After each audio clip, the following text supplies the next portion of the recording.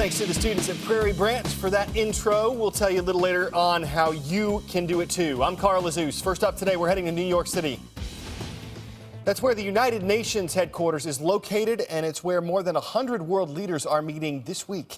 It's the UN General Assembly. These leaders are talking about major world issues, and starting yesterday, some of them started making speeches to the group.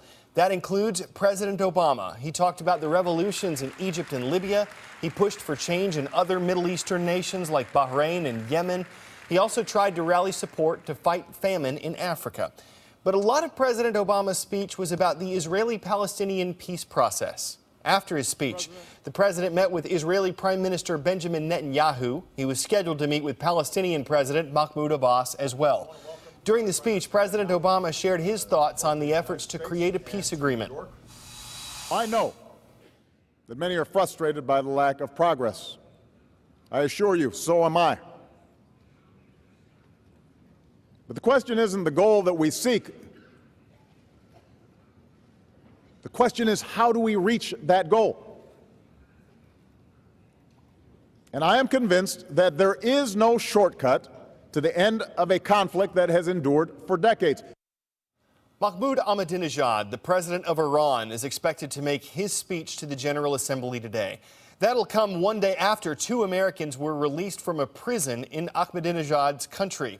Josh Fattel and Shane Bauer flew from Iran to the nation of Oman yesterday, where they reunited with family members. The 2 were released on bail more than 2 years after they were arrested. The men were convicted of illegally entering Iran and spying for the United States. The Americans say they accidentally crossed into Iran on a hiking trip. Now that they're out of Iran and heading home, Fattel and Bauer's families say it's the best day of their lives. We mentioned that the Americans are going to Oman. That country paid their bail. Mohammed Jamjoom looks at why it makes sense that Oman would get involved in this situation.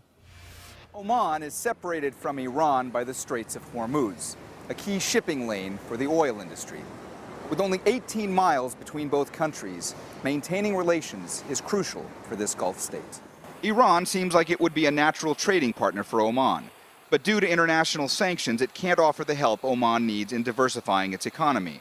For that, Caboose relies on the U.S., with which Oman has a free trade agreement. But some think there's an even simpler reason for Oman's involvement in the release of the Americans. Analysts wonder if their freedom might ultimately reduce the tension between the U.S. and Iran, and therefore reduce overall tension in the Persian Gulf. Perhaps, and I think that from the vantage point of Sultan Qaboos of Oman, apart from the fact that he wanted to provide a humanitarian gesture by releasing these young men, helping to release these young men, I think he sees in his interest to reduce the overall tension in the region by reducing U.S.-Iran tension. At a time when regional revolt has shaken so many regimes, some are no longer asking why in the world Oman would want to be involved in this case, but rather, why on earth would they not want to be? Mohammed Jamjoom, CNN, Muscat, Oman. See if you can ID me. I'm a severe weather event that involves high winds and heavy rain. In the Northern Hemisphere, I spin counterclockwise. I'm another name for a hurricane or cyclone. I'm a typhoon, the name for this type of storm in the western North Pacific Ocean. Japan, a country that's still recovering from a deadly earthquake and tsunami that hit back in March, now dealing with the impact of a powerful typhoon as well. Typhoon Roke hit the island nation on Wednesday. It eventually weakened to a tropical storm, but when it made landfall in the morning, Roke had winds up to 103 miles per hour. At least 4 people were killed by the typhoon.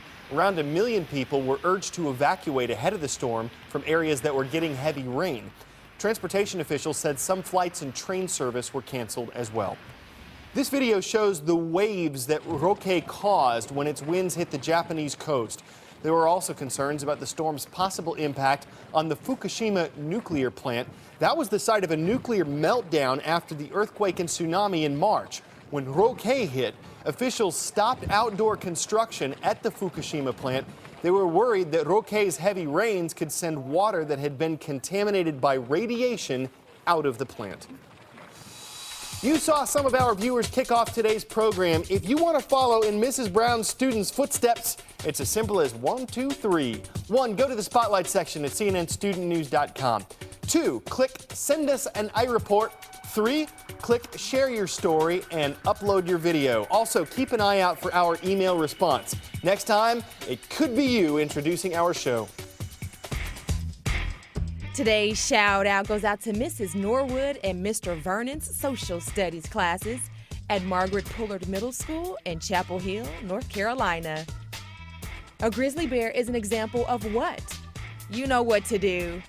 Is it a carnivore, herbivore, insectivore, or omnivore? You've got 3 seconds. Go.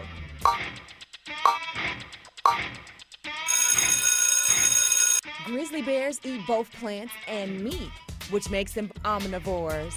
That's your answer, and that's your shout out. Out in the wild, grizzlies have to find those foods on their own. But when they live in zoos, it's someone else's responsibility, and they have to prepare proper portions and appropriate meals for a lot more than just one species. What does it take to be a chef to the animal stars? Karen Kafa dishes out the details. This looks like your standard restaurant kitchen. Similar tools, similar ingredients, but for very different, yet no less discerning, palates. Animals that are in the wild have thousands of choices in the food items that they select on a daily basis.